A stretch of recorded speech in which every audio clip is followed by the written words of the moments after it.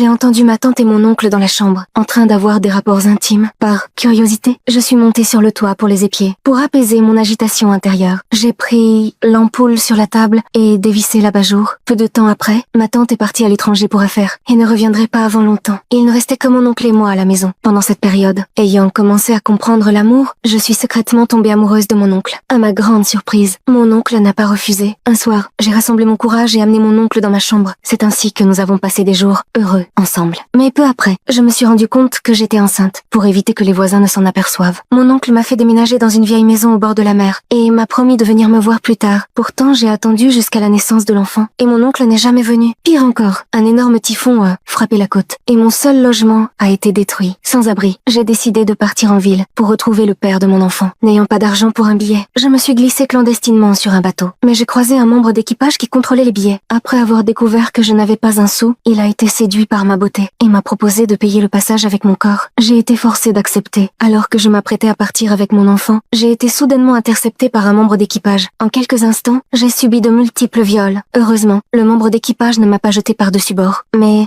m'a fourni un endroit pour me laver et m'a permis de manger à satiété. Ensuite, je suis arrivée dans une cabine où j'ai rencontré un vieil homme bienveillant. Mais étrangement, son sac contenait plusieurs bouteilles dont je n'avais jamais vu le contenu. Le vieil homme m'a expliqué prudemment qu'il s'agissait de graines hautement toxiques, destinées à être vendues à des riches. Avant qu'il n'ait fini de parler, plusieurs membres d'équipage sont apparus et m'ont immédiatement emmené sans un mot jusqu'au bureau du capitaine où j'ai subi une nouvelle agression. De retour dans la cabine, j'ai raconté en larmes au vieil homme tout ce que j'avais enduré pour que ceux qui m'avaient fait du mal paient pour leurs actes. J'ai demandé au vieil homme ses graines et en ai profité pour les mettre dans une bouteille. Une fois le navire accosté, je suis descendue calmement du bateau